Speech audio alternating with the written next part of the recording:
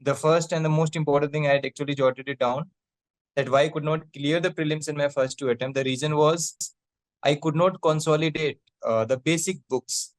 And I was busy in giving mocks after mocks. I gave 120 mocks in my first attempt. Forum, Waziram, everything. But I could not consolidate the basic NCRTs, the basic books. And in my second attempt, I reduced the mock test to 25 and I failed in the CSAT, not in GS. It was third attempt. I gave almost 9 months to prelims. And I exclusively prepared some of the portions from CAT coaching institutes. One of my friend, he was in economics department, so he suggested me Rodha classes videos on YouTube. It's actually free. There are 375 videos. Not everyone is important from CSAT point of view. Yet I went on to see 200 plus videos there. And some of the questions that I could easily solve. So I gave 9 months to prelims this time, 4 months exclusively to CSAT.